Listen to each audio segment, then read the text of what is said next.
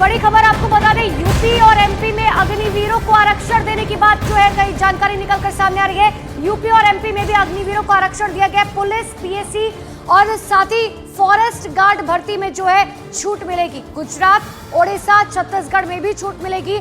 हरियाणा और उत्तराखंड पहले आरक्षण दे चुका है। अब तक 7 राज्य अग्निवीरों को लेकर इस बात का ऐलान कर चुके हैं।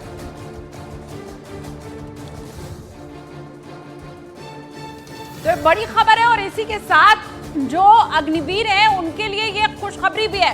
देखिए, उत्तर प्रदेश, मध्य प्रदेश में भी अग्निवीरों को आरक्षण अब दिया जाएगा।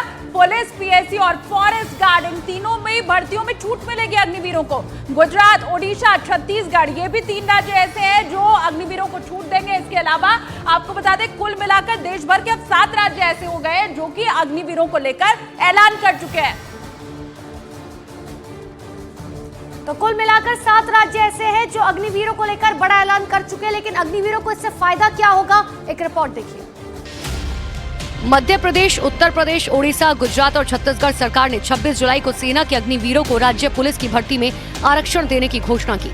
कारगिल विजय के 25 साल पूरे होने पर इन राज्यों के मुख्यमंत्रियों ने इसकी घोषणा की। इस तरह 7 राज्य अग्निवीरों को लेकर ऐलान कर चुके हैं। 2 साल पहले केंद्रीय गृह मंत्रालय ने भी बीएसएफ, सीआरपीएफ, आईटीबीपी, एसएसबी और सीआईएसएफ में अग्निवीरों को 10% आरक्षण देने की घोषणा की थी। वहीं हरियाणा सरकार अग्निवीरों को 10% आरक्षण देने का फैसला कर चुकी है। उत्तराखंड सरकार भी 22 जुलाई को अग्निवीरों को आरक्षण देने का ऐलान कर चुकी है। मध्य प्रदेश के मुख्यमंत्री मोहन यादव, यूपी के मुख्यमंत्री योगी आदित्यनाथ और छत्तीसगढ़ के मुख्यमंत्री विष्णुदेव साय ने कहा, अग्निवीर जब सेना में सेवा के बाद वापस आएंगे तो उन्हें राज्य पुलिस और फॉरेस्ट गार्ड की भर्ती में आरक्षण के साथ छूट दी जाएगी। और वहीं अग्निपथ योजना पर एक और जहां विपक्ष हमलावर है, तो वहीं बीजेपी ने कांग्रेस पर सेना के खिलाफ बयानबाजी का आरोप लगा दिया है। एक बार फिर देश के प्रधानमंत्री देश के युवाओं को, देश की फौज को, देश की सेना को, देश के सशस्त्र बलों को, देश की पैरामिलिट्री फोर्सेस को बेवकूफ बनाने का प्रयास कर रहे हैं। 4 साल के बाद मोदी जी, 4 साल के बाद वो नौजवान क्या करेंगे? और अगर एक रेगुलर सैनिक वीर गति को प्राप्त होता है तो उसको मुआवजा, नौकरी की अलग व्यवस्था है। यहाँ बीमा की राशि पकड़ाकर ये बोलते हैं कि अब घर चले जाइए। कसाब के साथ खड़े होते हैं, ये सेना के साथ नहीं, ये कसाब के साथ खड़े होते हैं।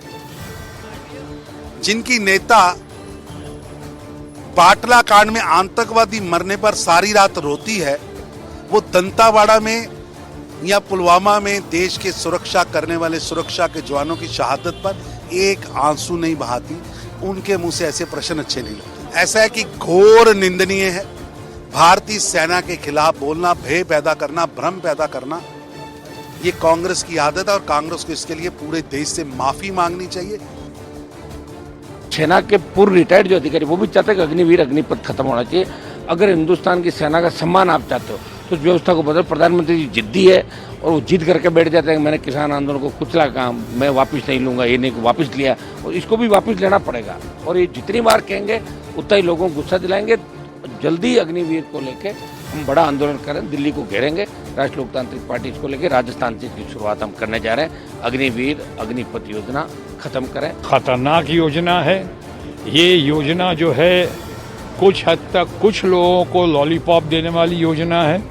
इसमें 75% लोगों का, अभी आप एक तरफ 10% पहले उधर सीआरपीएफ में और सीआईएसएफ में या पुलिस में जगह जगह आप उनमें 10% दिए जा रहे हैं। इससे काम नहीं बनेगा।